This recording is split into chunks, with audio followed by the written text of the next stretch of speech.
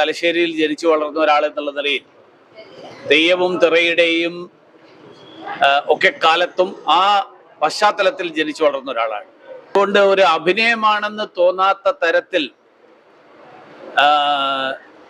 തിറയാട്ടക്കാരനായിട്ട് അജയകുമാർ ബാബു മാറി എന്നാണ് എനിക്കത് കണ്ടപ്പോൾ തോന്നിയത്.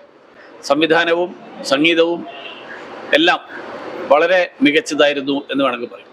അല്ല, ഈ തെയ്യം ആടുന്ന കാവുകളിൽ ഇപ്പൊ ഈ കഥാപാത്രത്തിലും അതിലും ഒരു ഇസ്ലാം മത വിശ്വാസിയായിട്ടുള്ള ഒരാളെ ഒരു കഥാപാത്രമുണ്ട്.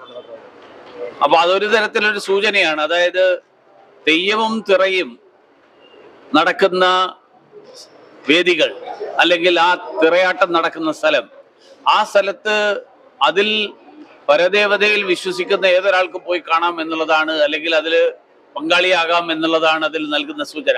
അത് സനാതന ധർമ്മത്തിന്റെ ഒരു വലിയ സന്ദേശം കൂടിയാണ്.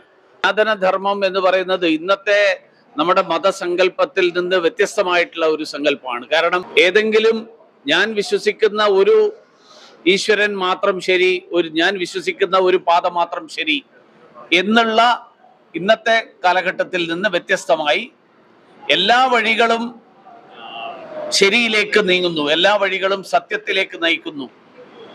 അതാണല്ലോ ഏകം സത് വിപ്രാ ബഹുധാ വദന്തി എന്ന് നമ്മൾ പറഞ്ഞത്. ഈശ്വരനും മനുഷ്യനും ഒന്നാണ് എന്നുള്ളതിന്റെ സൂചനയാണ് തത്വമസി എന്ന് പറയുന്നത്.